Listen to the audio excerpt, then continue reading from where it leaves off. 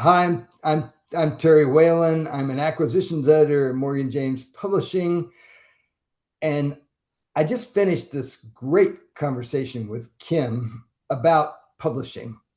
I've been in publishing a long time.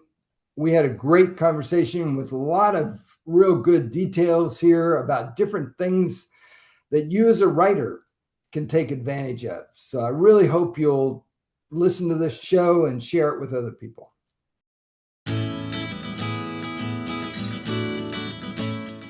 Welcome to the show. I'm so happy you're here. You are going to be so happy you're here. I'm Kim Sorrelle. I write, I speak, I get to do so many fun things in life, but my favorite thing to do by far is to meet people. And I get to meet some extraordinary people. And today I have Terry Whalin. If you haven't heard that name, I'm surprised because this man has sold, I don't even know how many books. He's written over 60 books.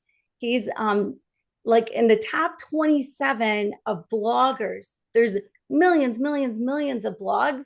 And for content creation and what he does, he's top 27. It's amazing. He's an amazing man. I got to meet him several years ago and have been a fan of his ever since. And so, Terry, welcome to the show. Kim, it's wonderful to be here with you. I really appreciate the opportunity. Yeah, well, I appreciate you. I appreciate your patience. Terry, I have to say, is more wonderful than I ever knew because I'm late and he was on time. And so he's graciously still with me. So I so appreciate you, Terry. So, Terry, I want people to really get to know you. So I would like to hear about 8-year-old Terry. 8-year-old. Yeah. Um, 8-year-old Terry grew up in Eastern Kentucky, in a little town on a little dirt road in Raceland, Kentucky, and so that's that's where I spent the first 12 years of my life there. Most of my relatives are from that state, so yeah, that's that's where I started. Yeah, yeah. And were you go outside and hang with friends kind of guy, come home in the street? We lived on a little dirt road out in the middle of nowhere. I mean, we had some neighbors, but I was, I didn't have a lot of close friends, but I did have some, climbing trees and reading books and all that kind of thing. Yeah, I Yeah. started reading, loving books at a very very young age. So yeah. Yeah, yeah, that's so good. It's always good when a kid loves to read a book. My mom tried so hard to make me love reading books, and until I was an adult, I really didn't like to read books for whatever reason. And I know how much I missed out on as a kid because there's so many good books out there. So it's cool that you like to read books. So you moved though when you were 12? Is that what happened? Yeah, my dad worked for the railroad, and so we moved to Baltimore, Maryland, when I was in junior high school, to Townsend, Maryland, actually. And so I came with my white socks and my Southern accent, and I remember kids standing around me uh, at recess saying to me things like, say panties for us, Terry. Could you say panties for us? We'd love to hear you say panties." And so, they're really cruel at that age. So Mhm. I quickly tried to figure out how they talked and learned to talk like that. So that's why a lot of my Kentucky accent is pretty much gone unless I return to that part of the country. So Yeah, I'm sure it can come back easily if you do. But yes. yeah, kids can be so cruel, absolutely, and moving. It's one thing if you're growing up with kids, but now you're the new guy, and it can be hard to break into friend groups that have already been formed. And I just can't imagine that being an easy transition. No, it was hard, and the you can imagine the school system in Kentucky is much easier than in Townsend, Maryland. So the classes were harder, my grades weren't as good, all that kind of thing. But then after a couple years, my dad got promoted again, and so we moved to Peru, Indiana, and so that's where I finished high school, and all that kind of thing. So we lived there in Peru. They call it Peru in that part of the country. So Was that a better experience or did you it get less? was it was is a better experience, and the friends that I made, and that's where I had a high school English teacher that noticed something in my writing, and he encouraged me to join the high school newspaper, which I did, and they put me on this in the sports group, and I'm kind of a non-sports person. I don't watch sports. I don't know anything about sports, and so I had a lot to learn in order to be able to write those kind of stories. Ultimately, I became the editor of my high school newspaper the last year I was in high school, and I decided that's what I was going to do. I was going to study journalism. So I trooped off to Indiana University. They have 30,000 students on the main campus there at IU, and I studied journalism. And I joined the Indiana Daily Student newspaper. We produced a full-size newspaper 6 days a week, and Wow. so it's kind of a big deal for college students. And I really thought I was a great writer, even when I showed up there. But my editor quickly showed me that I had a lot to learn, because I think I rewrote my first story 5 or 6 times, and it appeared in the newspaper. It didn't even have my name on it. So I realized that I had a lot to learn there at Indiana while I was there. Yeah, yeah. Well, and that's a whole different kind of writing, right? Than writing a book. It is. It is. Yeah. At that point, I was, interested in anything related to writing. So I was writing newspaper articles and interviewing people and learning how to put stories together and all that kind of thing. Yeah. Wow. Wow. I love it that you knew what you wanted to do, and here you are this many years later living what you wanted to do. So often you hear kids have no idea what they're going to do and end up changing careers 3 times or whatever, but you found your calling, you found your gifting so early and continue. Well, sorta. I mean, I really thought that's what I was going to do, was be a newspaper reporter, and that's why I studied journalism. But um, about halfway through my sophomore year, um, I had a real life changing experience back then. I was at the newspaper, and I couldn't get my fingers on the right keys. And this little blonde haired girl that was sitting next to me, every time I made a mistake, I said to myself, Jesus Christ, Jesus Christ. And this little blonde haired girl that was sitting next to me, she said, "Oh, Terry, don't say that, because one of these days when you really need Jesus, you'll call out for him and he won't be there." And I Mm. thought, what's this? I'm a Christian. I go to church when I'm at home. I read the Bible in church when I'm at home. I'd essentially gotten lost there as far as my faith and everything goes. But she recommended that I go to this little bookstore a couple blocks off the Indiana campus. They had pretty cards and posters, and maybe I'd find a book that interested me. So I wandered down there a couple of days later, and I bought this book called Jesus the Revolutionary. I thought, how in the world could Jesus be a revolutionary? And so I took this book back to my dorm room, and I read this book. It showed me a different side of Jesus than I'd ever seen before. And about that time, some people invited me to this Jesus People gathering in downtown Bloomington in a little warehouse. There, I mean, they had little scraps of carpets, little candles lit, and those people in that room, Kim, had something that I didn't have. And so I got a Bible. I changed the direction of my life. Like I say, I thought I was going to be a newspaper reporter at the Indianapolis Star, the Chicago Tribune. Um, Instead, my journalism colleagues thought I was a bit crazy, because instead I joined this group called Wycliffe Bible Translators, and I spent 17 years of my life with those guys, 10 years in linguistics. So I did really change careers in that sense. I worked among the Southwest Kachikel people in Guatemala, Central America. That's why I have a New Testament in that language on my shelf here. It wouldn't have existed if I hadn't have made those kind of choices. Then I kind of wandered back to my writing within Wycliffe. I was in charge of the face of the mission in print, our magazine, our brochures, the books that we did, all that kind of thing. And so I started writing for magazines, and that's really what launched my writing life was doing that kind of thing. Wow. Wow. What a life you've had. Like those had to be some pretty interesting years with Wycliffe and to go to Guatemala and uh, I always think it's just so good for people to get out of where they are, to get out of themselves, right? And go experience another culture and to live among another culture is the best thing that you can possibly do to expand your own world. And I think writers are better writers when their world is expanded. I think people are just better people when their world is expanded. And so what a cool opportunity. Were you loving it? It was.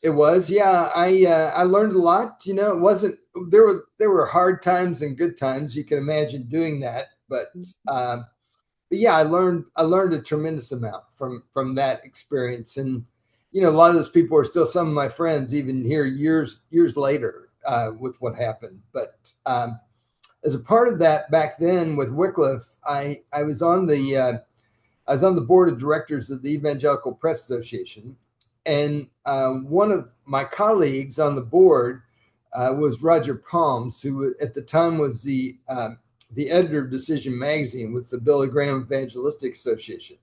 And Roger called me up one day. He said, "Terry," he said, you have any idea who I could get to be an associate editor in my magazine?"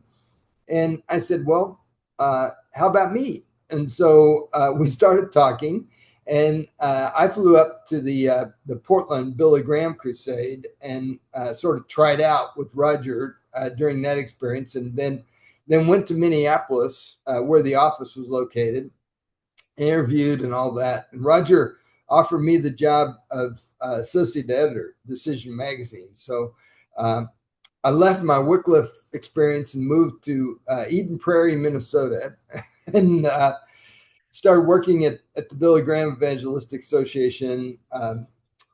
With Decision Magazine back then, we were doing 1.8 million copies of the magazine every issue. It was just this nondescript building in Minneapolis. They were pulling 6 or 7 semis full of mail out of that place every day. It was incredible, and I had the opportunity to work for Mr. Graham for a couple of years, which was really great. So. Yeah, yeah, no kidding. I'm a fan of Billy. I think it's hard to not be a fan just because he was kind on top of telling people about Jesus. And so I don't know, just seems like a great all around guy. So how cool to be associated with that and be part of that. So how long did you do that? And when did you start really writing your own stuff? I did that. I did that for a couple of years. I started writing my own stuff back when I was in Wycliffe and publishing magazines. And my first book was actually came from a writers' conference that I went to. I always encourage people to go to writers' conferences because that's where you can meet the editors and learn what they want and get ideas and form relationships. All kinds of great things happen at these conferences. And so I was at one of these conferences, and the children's editor at David C. Cook and I were out walking, and she told me, she said, "Terry, I've got a problem." I'm like, "Okay, what's your problem?" And she said, "Well, as a children's editor here, I'm really charged to tell kids about a world that needs Jesus, but I don't have a single book that says anything about that. So what kind of ideas do you have?" Well, at that time, my kids were little, so I was reading a lot of children's books to them. And I realized that Stephen Lawhead, the fantasy writer, um, had a set of children's books that he'd written called for Lion Publishing called Howard had a hot air balloon, Howard had a spaceship. And those books, Kim, combined real pictures with a little cartoon character to stir kids' imagination. And I looked at this editor and I said, "Hey, how about if we took our real pictures from Wycliffe Bible Translators, combined them with a little cartoon character, and stirred kids' imagination about different occupations around the world?"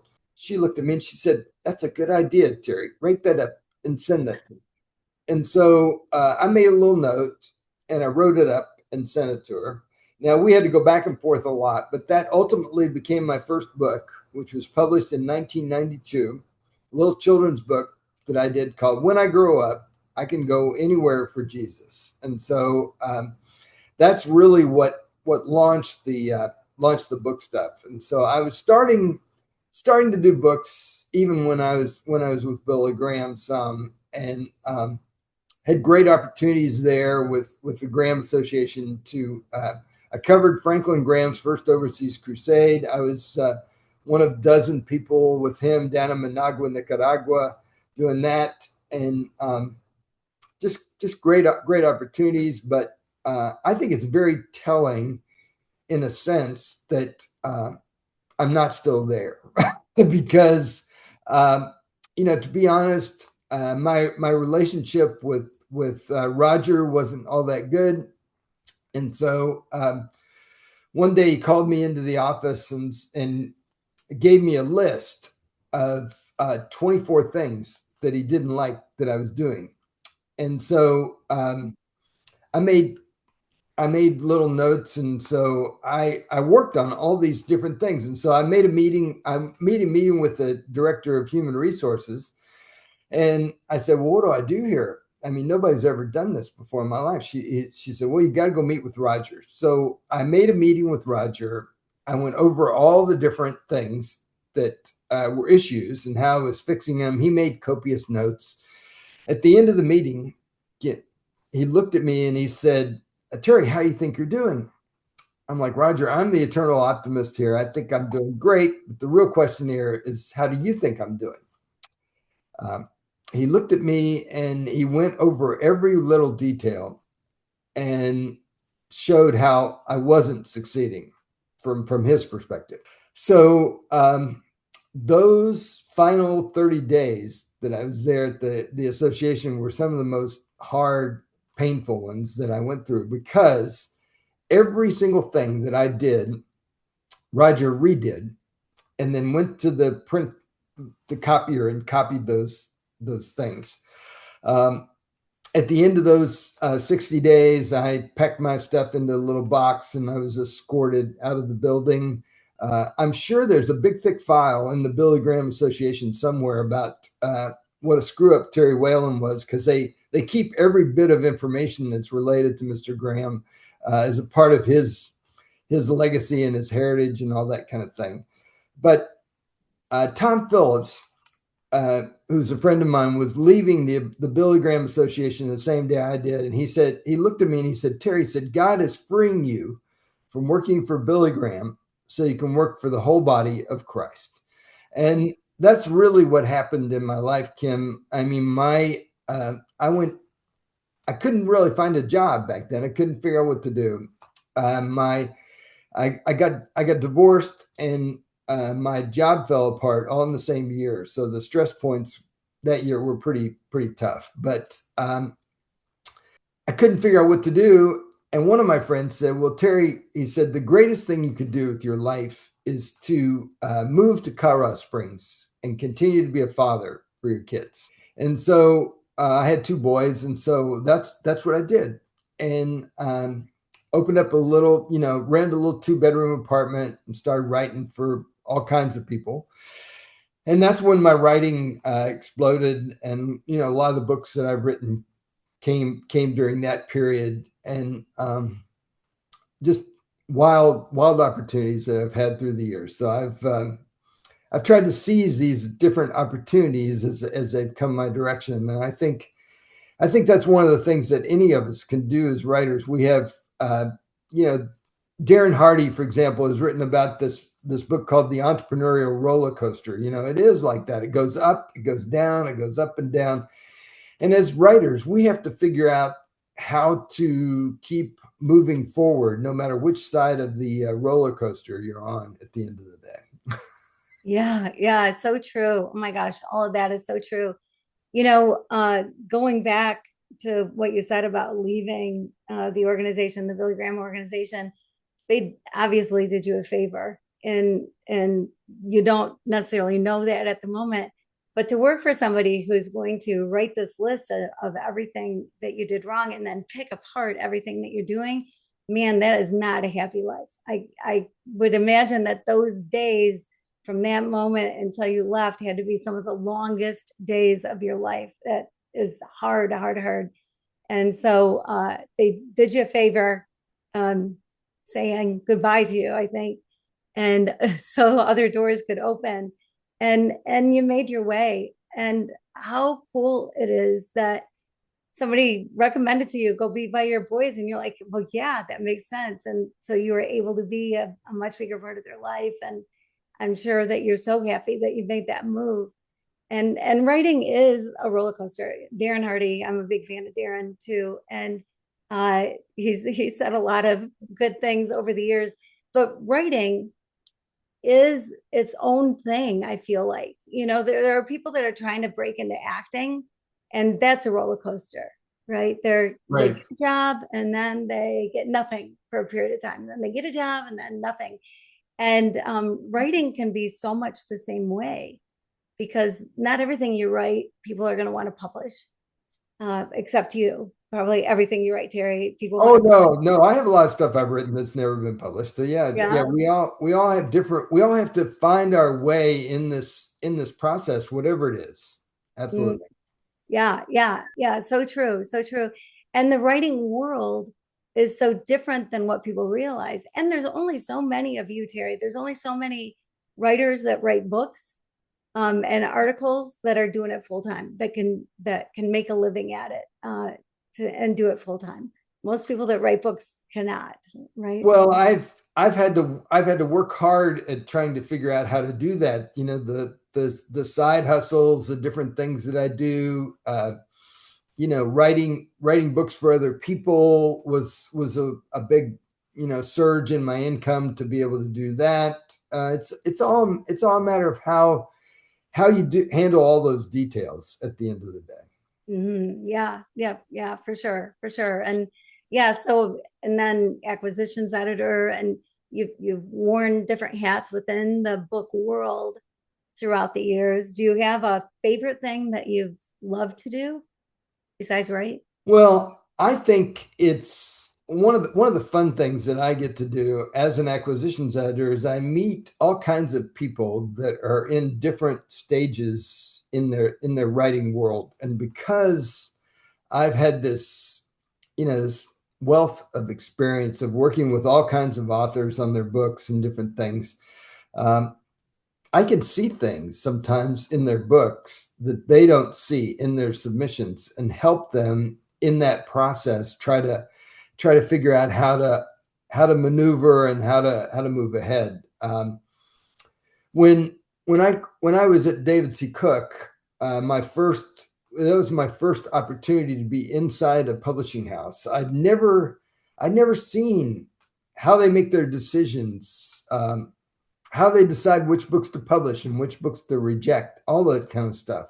Um, so that was a real eye-opening experience for me to learn that whole part of the business and the process. I was really a frustrated acquisitions editor back then because I knew that I was missing some of the pieces, often from the author, that I needed in order to be able to get them a book contract. And so, out of my own frustration back then, I wrote this book called Book Proposals That Sell: 21 Secrets to Speed Your Success. Now, this is a revised edition of this book, but basically I wrote this book because I wanted to get better submissions out of it. Is why I did this. But people have used this book to get a literary agent, to get an advance. All kinds of great things have happened because people have read this book. But publishing has changed a lot since I wrote the first edition of this book. So this is the new edition of this book, which came out a couple of years ago. People can get this book if they get the full manuscript. If you go to bookproposals.ws, and you can get the ebook version of this book.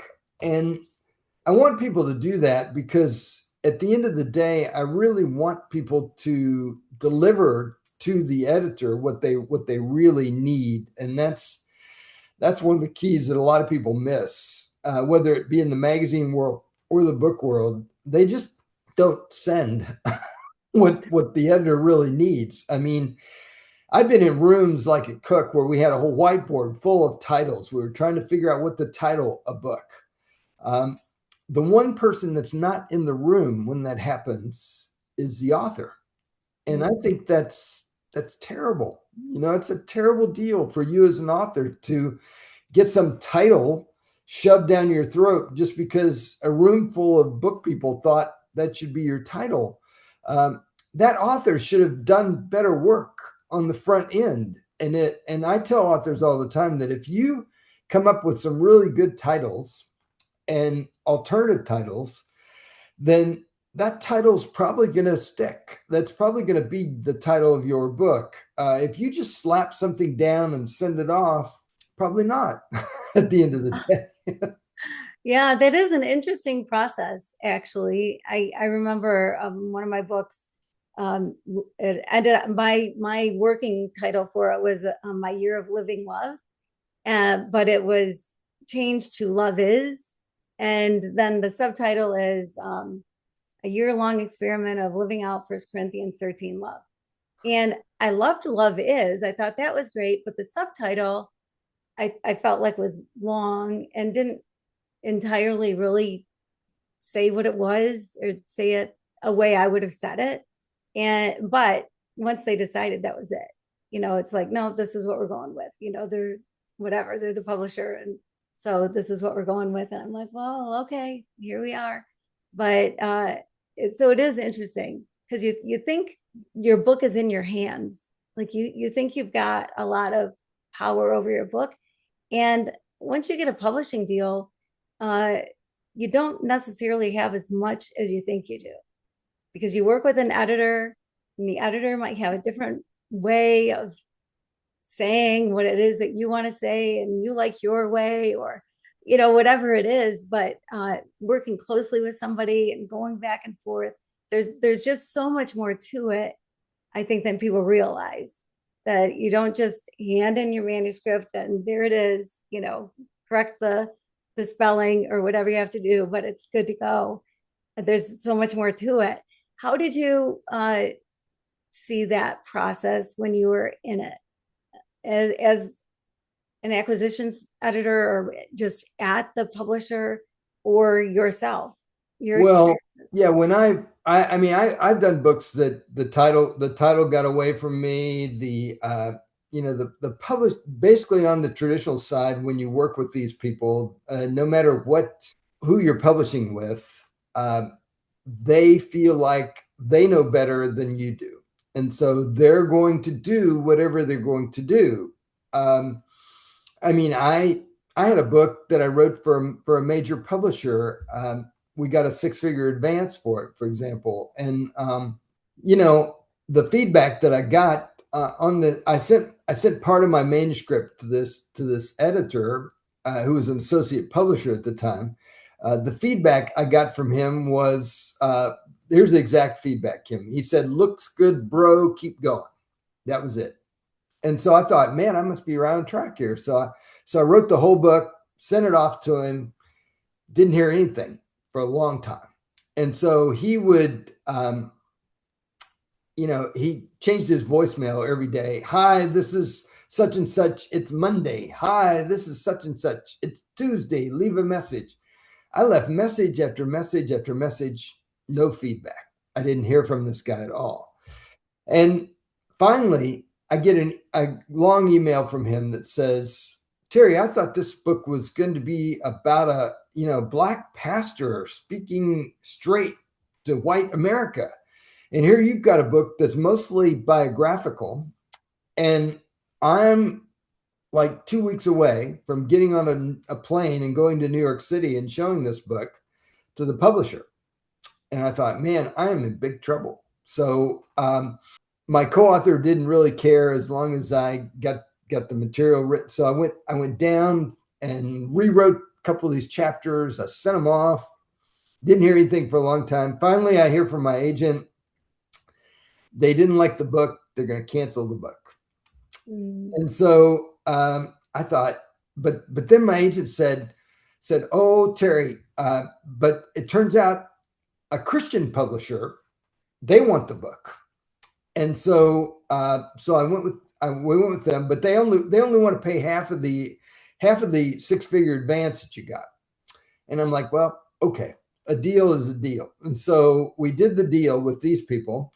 I get the first half of our advance. The agent calls me and he says, Terry says, I got your advance. I'm like, great. He says, but don't spend it. I'm like, don't spend it. What are you talking about? He said, well, go back and read your first contract. It says that if your book got canceled because you delivered an unacceptable manuscript, which I did, then you have to return money to this first publisher. And I said, well, okay. So I wrote the second half of the book. They paid both halves of the advance. Nobody's ever asked for any money back, Kim, but that's the kind of stuff that can happen in that book. Now, that particular book, they changed the title, they changed the cover, all that between the catalog and what they actually produced. They had a picture of my co-author on the cover of this book. He hated that cover. He did no promotion on the book, didn't show it to anybody. So after 6 months, they took that book out of print, which means it's destroyed. I mean, I have some copies in my garage, but I think I'm one of the few people in the country that have any copies of that book. So that's a drastic story, but that's kind of stuff that can happen to you in this business if you're not really in sync with the people that you're working with, and if they feel like they know better than you know better. And so that happens a lot on the traditional side. So that's why I think, for the last 13 years, I've been with Morgan James Publishing. It's a New York publishing house. We really work with our authors. And I think the best kind of publishing is really more of a cooperative team building. Let's make the best book we can together type of process, so that, when we have a title meeting, you're actually on the meeting to talk about why you did that and what you think the cover should look like and all that kind of thing. I think that is the best kind of publishing when you get that type of experience. It's better than doing it on your own. When you self-publish, you've got all the responsibility. So I think there's some really great things going on in the publishing world to be able to do this, but you've got to find the right fit for you at the end of the day, and that's part of the whole process. And I enjoy that. I think working with authors on their ideas and trying to make sure they're the right fit is a great fun. Yeah, well, and Morgan James is a great company. I met you because you were the keynote speaker at a book conference or a writers conference, which I encourage people to. Writers conferences are great. I love going to writers conferences. They're just to be in a room with other writers, other people that are trying to do what you're trying to do. There's something really special about that. And I approached you afterwards and I said, Terry, I've got this book. I'd love for you to read it, or whatever. And not knowing if anything would happen. And then I got a phone call from you like shortly after. And I was like, wow, he actually read my book. Like, what is going on here? I was so excited and so impressed. And I've been working with Morgan James ever since with that book. And so it's been good. They are really good. And your book, 10 Publishing Myths, so good. Here it is. And this book, I imagine, written 20 years ago, would be a totally different book. It would have been a totally different book, but I hear those myths all the time, and so and from being in publishing as long as I have, Kim, I know that so much of the process is outside of anything that we can control. So what I was trying to do in 10 Publishing Myths is give authors realistic expectations about what they can do, but also show them that they can do something active themselves in the process rather than just leave it up to somebody else at the end of the day. My wake-up experience in this happened in 2007. I had a little literary agency that I was running in Arizona, And Mark Victor Hansen, the co-author on Chicken Soup for the Soul, had this event out in Los Angeles called Mega Book Marketing University. Mark invited me to come out there. So I went out there and took pitches from people. At that point in my life, I'd written about 50 books for traditional publishers. So publishers were making pretty books. They were putting them in the bookstores. But when you write for traditional publishers, maybe once a year, maybe quarterly, they'll send you a royalty statement to show you how your books are doing. Well, all of my statements back then were in the minus category. I wasn't making money. And I knew I must be doing something wrong, but I couldn't figure it out. So when I went to Mega Book Marketing University, I sat there with 400 people, listened to the different speakers. And about halfway through that conference, the other co-author on Chicken Soup for the Soul, Jack Canfield, spoke. And Jack has this book that I have on my shelf here called The Success Principles. He's really studied what does it take to be successful? Well, the very first success principle says that I will take 100% responsibility for my own success. Now, none of us want to take that responsibility, but I realized at that point how little I was doing to actually be telling other people about my books. So I had a terrywhalin.com website, but I was doing almost nothing else to be talking to people about my books. So I decided to change and to really work at this whole marketing thing to be telling other people about my books. And that's when my whole thing started to turn around for me. And that's the thing that authors really have to do, whether we want to do it or not. Most of us are introverts. We prefer to sit in a corner and read a book than get out here like this on a podcast and be talking to people. But at the end of the day, we have to do that because we're the best people to do that kind of thing. And so, I mean, I go back to Mark Victor Hansen and Jack Canfield. I mean, that Chicken Soup for the Soul book got rejected over 140 times before they finally found a little publisher in Florida to publish their book. They told their publisher they were going to sell 1 million books during the first year. And that publisher laughed at them. They never sold 1 million copies of anything. They thought that was ridiculous. It took them 1.5 years, Kim, to sell their first 1 million books. But those guys practiced. They got up every day and they practiced what they call the rule of 5. They got up every day and they did 5 things to be telling people about their book. They did a podcast, a radio show. I mean, there's dozens of things you can do. But they did that over and over and over. And that's the kind of thing that most writers miss. They just think, oh, gee, I got the book done. Let's let the publisher get it out there. So in 10 Publishing Myths, I really tried to give people action steps, things that they can actually do to make a difference. Like writers will tell me, well, my audience is over on LinkedIn or Facebook or Instagram. Well, those, don't get me wrong, those are all good platforms, but I don't control those places. Those are what we call rented because I could be kicked off of them tomorrow. So you really want to build your stuff on your own website, your own blog, things that your own newsletter, things that you can control. And that's what I really tried to do in this book was help people have realistic expectations, but also practical things that they can actually do.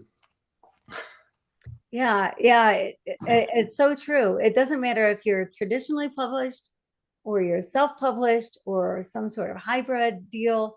It really is up to you to let people know about your book, that it exists. And so you need to do the things that make that happen. And I think so many people think a couple things. One, they think everyone's going to want their book because it's the story of their life and they've had this big life and this big life happening and everyone's going to want to read it. And quite often, the everyone happens to be your relatives, right? Because unless you're somebody famous, awfully hard to write a book about yourself and it go anywhere unless you have some big name. So that's one thing that I've noticed with people is they just assume if they write the book, they're going to sell the book and everyone's going to want to read that story. Like that's the story they're going to want to read. Well, most of those books don't sell much at all. But if you have the right attitude about why you're writing it, are you writing it for a legacy for your family? Are you writing it because it's emotionally good for you, like it's therapy for you to get it down on paper, like those are some of the best reasons to write a book. And if you think you're going to write a book and you're going to make all this money, well, Stephen King makes a lot of money. Terry Whalin does okay, but they're few and far between, right? The people that do super well. So I think that's part of it. Do you think that's part of it too? Like your motivation behind writing? Yeah, I think you're exactly right. Your mindset and your reason and why you're doing that really does play into it. And there's just dozens of practical things that you can do, which doesn't take a lot of times, but your persistence and consistency is really what matters. I mean, you mentioned that in the opening here that I was one of the top 27 blog producers. Back then, blogging was in the early days of blogging, and so I started blogging, and my blog now has over 1,800 entries in it because I've been blogging every week since like 2004. And so that's a wealth of material. I was amazed when I found this article that said I was one of the top 27 content producers. And it's not that I'm doing anything magical here, I'm just consistently and persistently blogging about the writing life every week.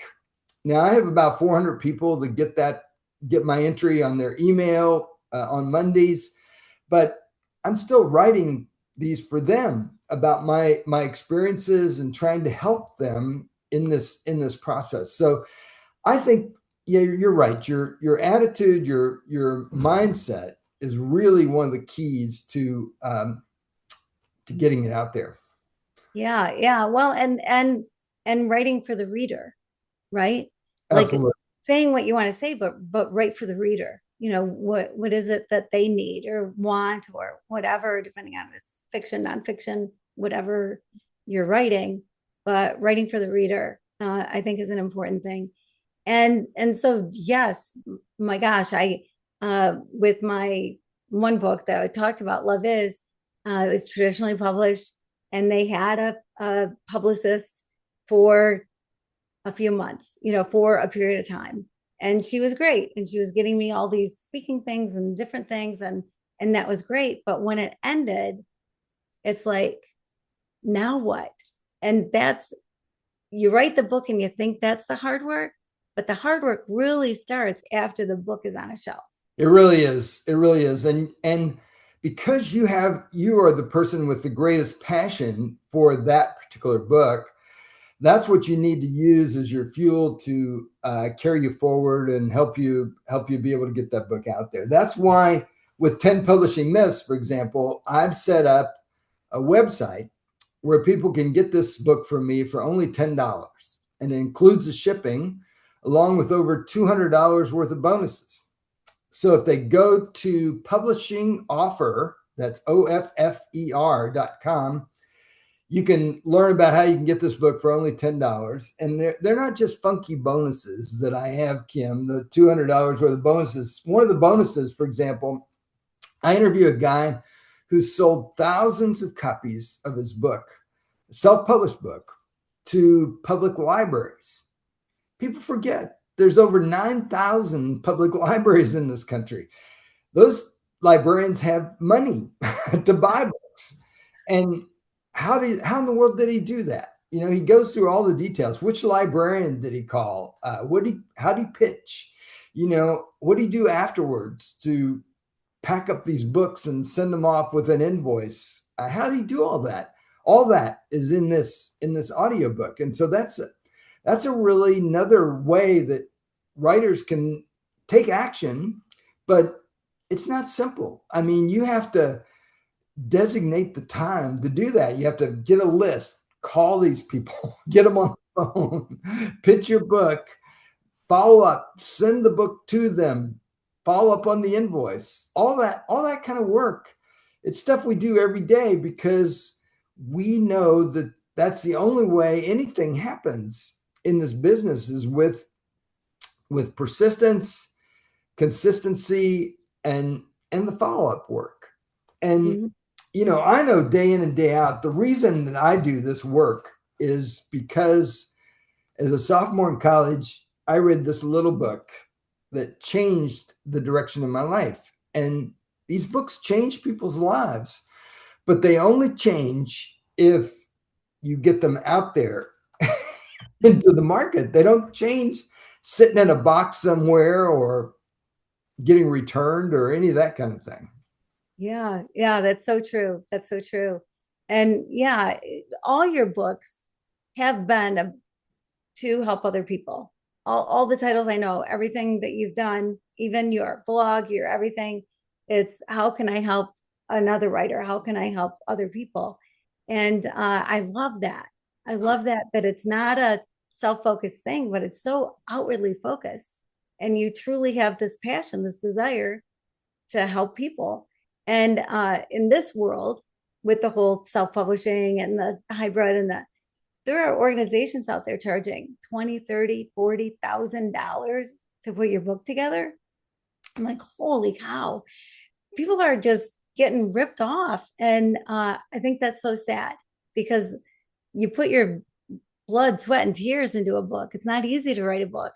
And then to kind of get a, I don't know, um, get manipulated into thinking that you've got to spend that kind of money to get your book out there is kind of tough.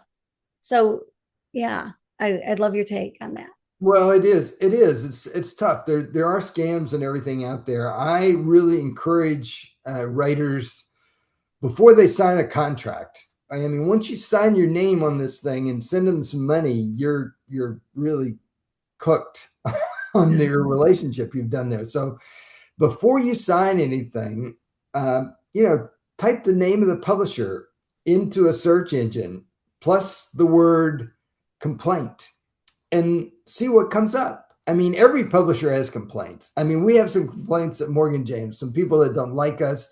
That stuff is out there forever. It's old. I don't think it has any validity to it. I mean, we've got a lot of integrity as a publisher. We've sold over 20 million books over the last 21 years, 6,000 titles. A New York publishing house, we're doing 150 to 180 books a year. I mean, there's a lot going on at the publishing house, but we have integrity. We're still working with people that came to us in 2005, over 20 years ago. You know, I think that's unheard of from my experience in this business. So find the right place for you at the end of the day. Don't get sucked into these deals. I mean, I've met authors who have spent, like you say, $20,000 with these self-publishing outfits. I mean, they'll never make that money back. So be wise about what you do. Get good advice. Talk to their authors. Really find the right place for you because it's definitely out there, but you have to do some work in order to find that. Yeah, yeah, so true, so true. Yeah, and what great advice to go and look at the complaints, see what people are saying, and then figure out are they the right people for you or are they not the right people for you? And like you said, they all will have complaints. People will complain, but you'll know quickly how valid the complaints are if you start to see a lot of consistency about the same complaint over and over and over, and it's something that would affect you that you're concerned with. And so that's great advice to do that. Yeah, I always encourage people too, Kim, to go take a look at the books. You know, take a look at the physical books that these people are publishing. What do they look like? Do you like the way they feel? Do you like the way they look?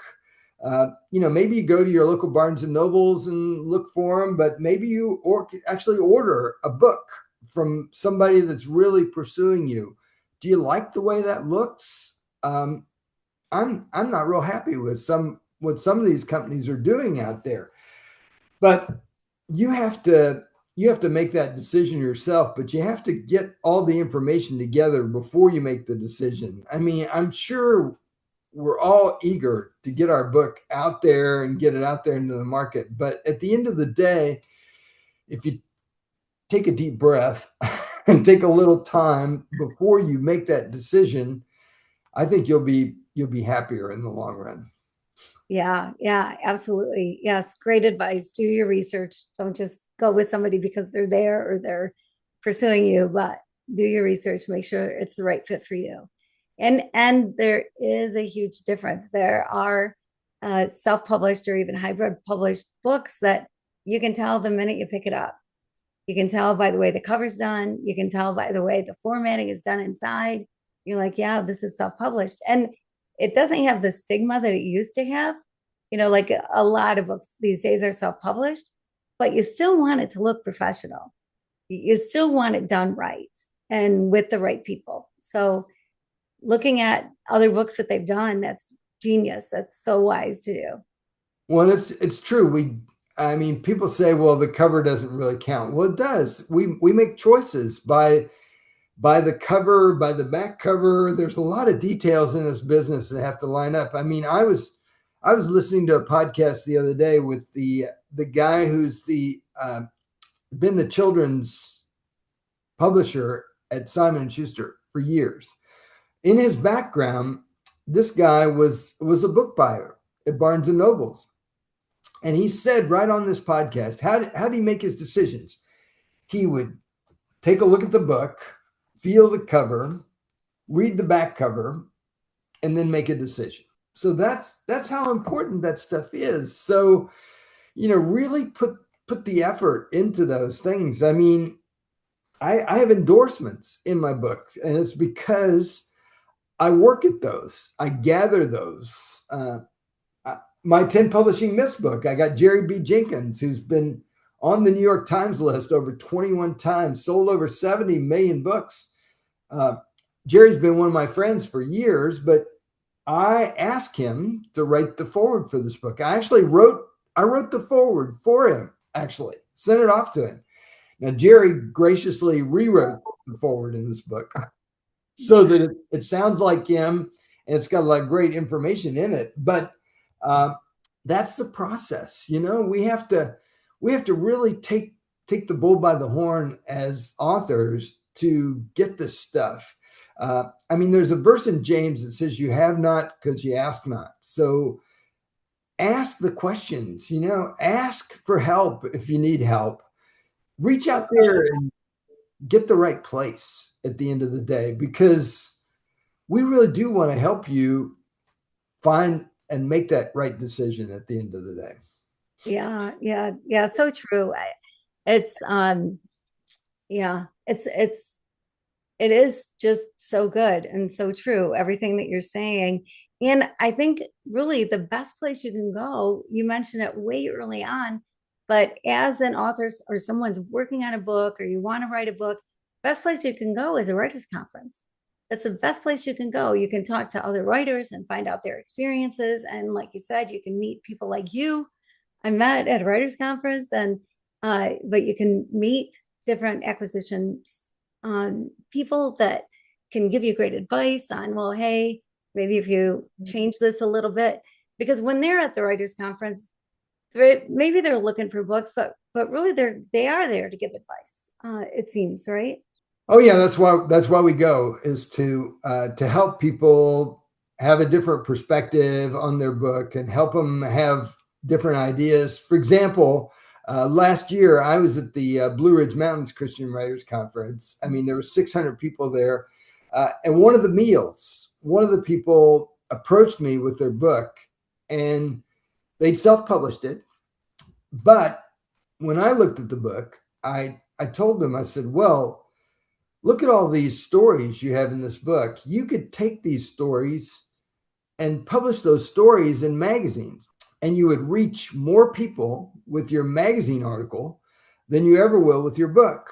I mean, they just, they never heard anything like that before, Kim. Now, if you self-publish your book, and you're going to be fortunate if you sell 100 or 200 copies during the lifetime of the book. That's statistically what's out there.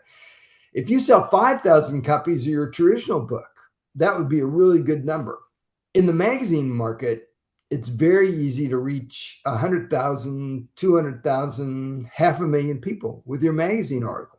And at the very bottom of your magazine article, you could say Terry Whalin, author of 10 Publishing Myths. Look at the publicity you're giving yourself.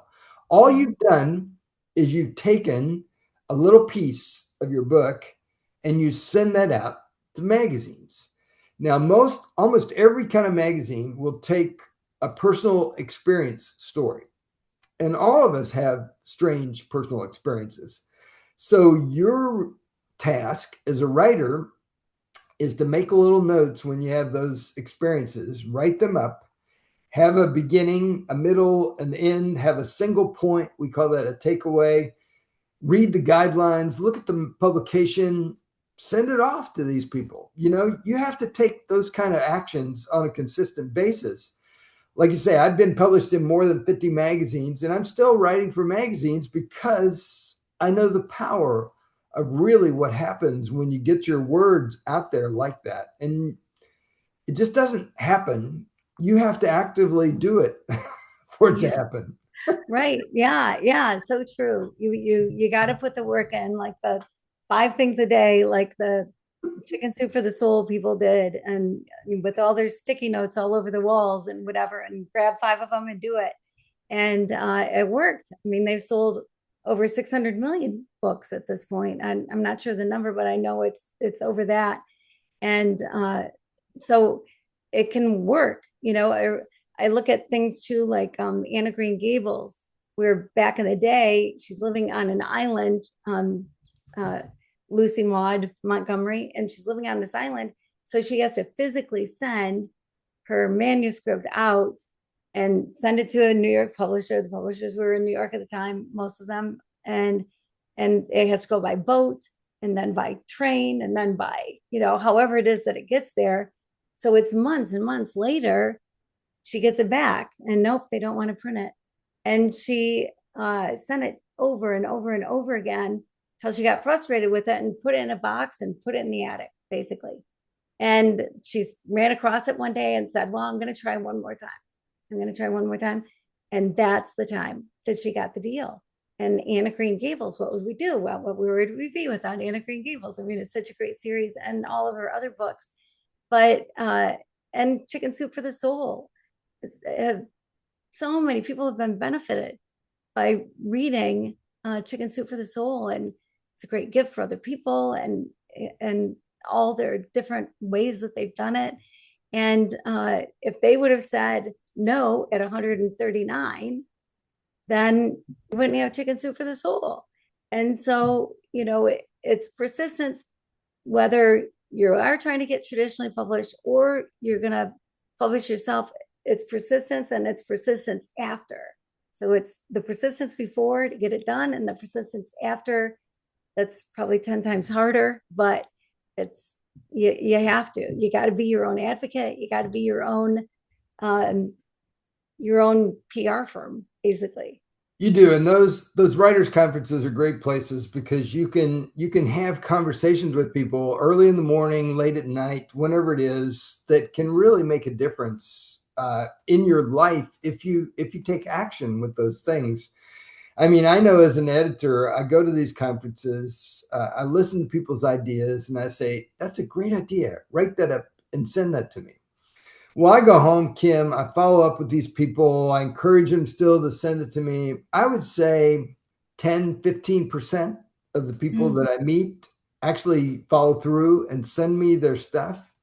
Wow. So, it's a low percentage. And so it doesn't happen if you don't send it. Right. So, I mean, there's just some simple things like that. Read the guidelines, make sure it's a good fit, but then do what the editor asks you to do at the end of the day. And it's surprising to me, but a lot of people don't. So if you do it, you're going to be the exception rather than the rule.